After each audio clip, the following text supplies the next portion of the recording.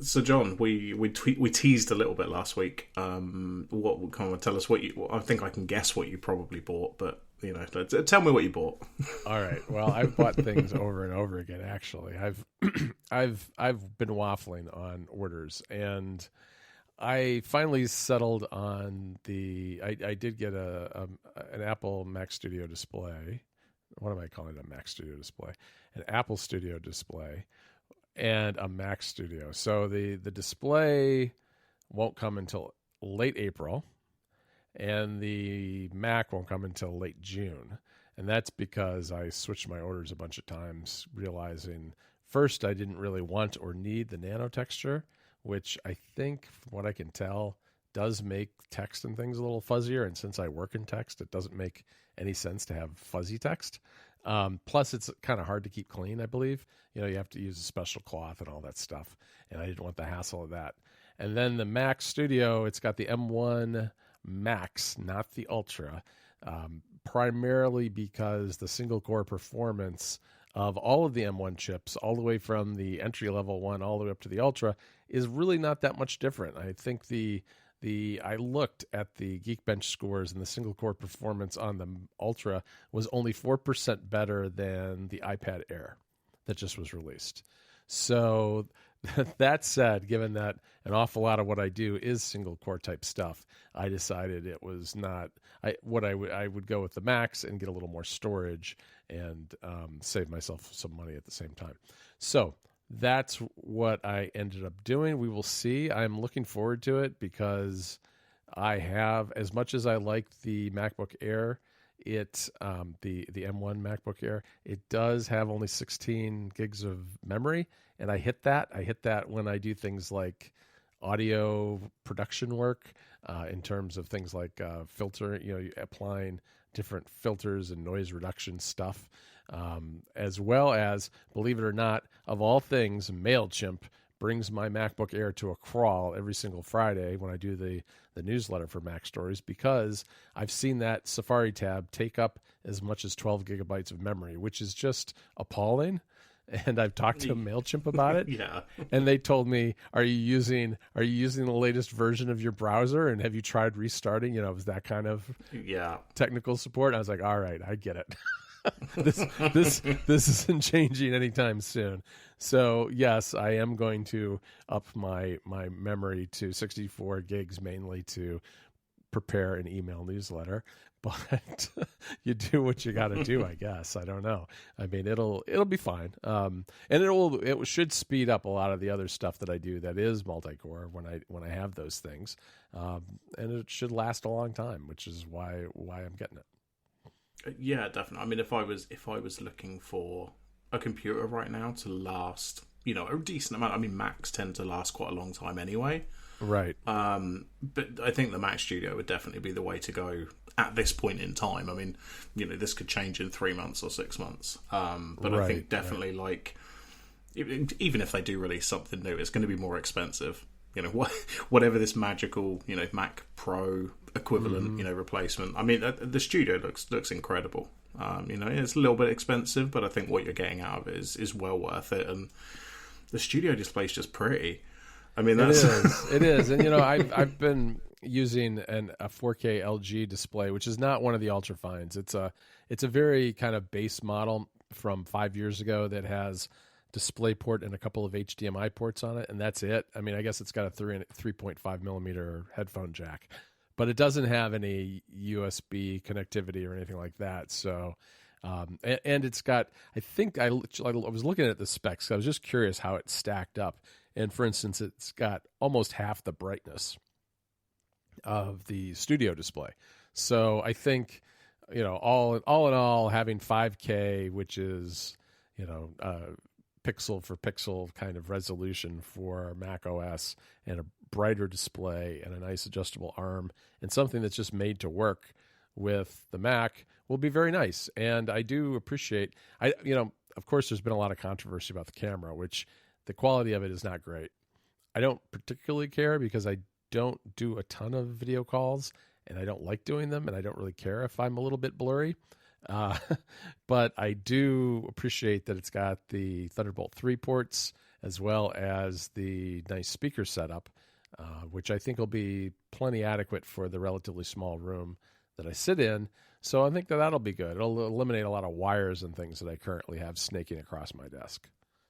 Yeah, I mean, that's always really been, even with Apple's old displays that they used to do, it's nice because it, you've got one or two cables and it just sort of goes in and everything kind of works. So, right. I mean, obviously, as usual, I'm not buying one of these. Unfortunately, I don't have, the money just lying around to buy myself a pretty display, but it does look really nice. Yeah, I'm looking forward to it. It'll be good. I mean, I do stare at these things every single day for many hours a day, so I feel like it's a pretty good investment. But and I'm being patient. It would have been nice to have gotten these things day one, but I don't know. The MacBook Air does fulfill most of my needs most of the time, so it's totally fine that it'll be later when I've got a little more time to get everything set up and figured out. Yeah, definitely. Well, my purchase was a little bit cheaper than a studio display. Yeah. So I think I'd mentioned to you, but I was kind of waiting to buy Horizon Forbidden West until I had some time to play it, because obviously I'm having all the work done on the house. And then Amazon had a warehouse deal on the special edition, which is the one that comes with the little art book and the steel book. Oh, right. And it was about the same price as the standard edition. So I was like, okay, well, it's just time to buy it. I'm just going to do it. And then, of course, as soon as it turned up, I was like, well, I'm definitely playing this right now. Yeah. I mean, I haven't got very far in it. Like, I haven't even got to, the Forbidden West yet. I'm still sort of doing...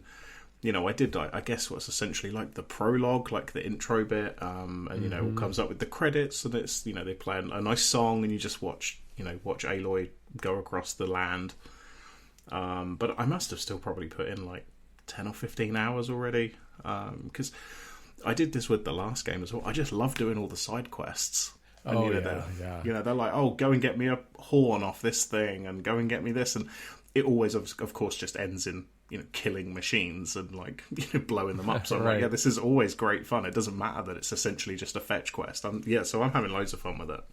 Yeah, it's really fun. I've gotten a little further. I went that you after that you'll go to like your first village and have some goals that you have to meet there, and then from there you go on to yet another village, and then you go into the Forbidden West.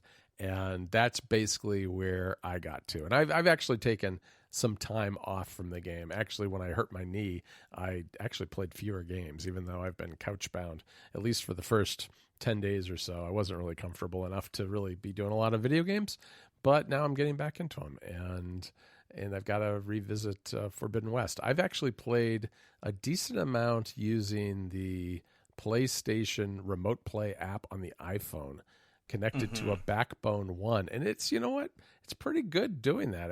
If you've got a good Wi-Fi connection, it doesn't drop too many frames, and having it kind of close to your face like that helps with that tiny text. There's an awful lot of tiny text in that game. To be fair, I did actually find the setting to make the subtitles a bit bigger. Oh, you know what? Actually, I didn't know that there was one. I looked briefly and didn't see it right away. I will have to go look for that then if you tell me that it's there. It definitely is there, because the thing is, if I'm playing with headphones on, I generally don't have subtitles on. Right. But if I'm playing in a room and I haven't got the headphones on, and Jess is walking around, she might say something to me, I prefer to have the subtitles up. So I have seen the setting to make them bigger, and you can add different backgrounds, and I think you can change the text color as well, because obviously that, depending on if you've got some sort of color blindness and that kind of thing, you can change the colors as well. So it's definitely there. But, all right, well, that's good to know. I mean, no other podcast is talking about the subtitle options on Forbidden West. It's a beautiful game, though, whether the subtitles are on or not, right? I mean, the graphics are just remarkable on that game. Oh, absolutely. I mean, I was playing the first one on my PS5 before I'd bought this, and even that looked nice. And then I loaded up Forbidden West. I was like, wow, okay, yeah, you can really see the progress they've made in whatever it's been, 3 or 4 years or something.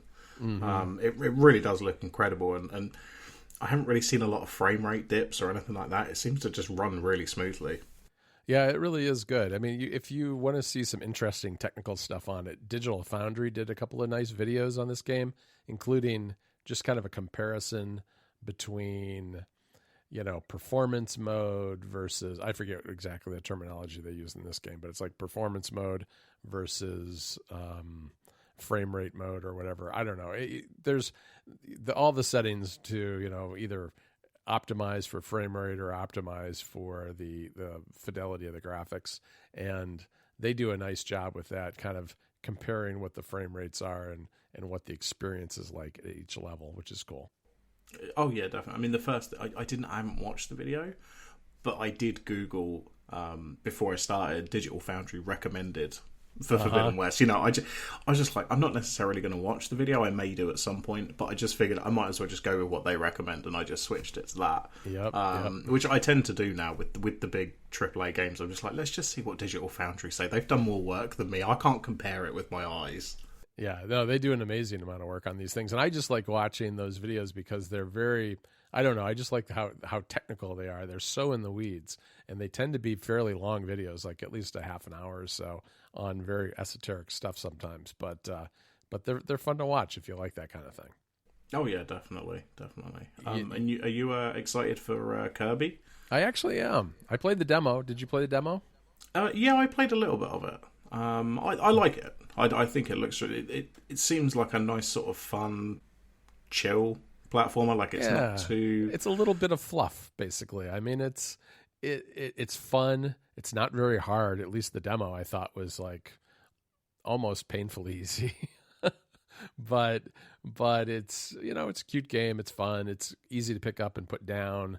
Play in short sessions. I feel like it's the kind of thing that's like.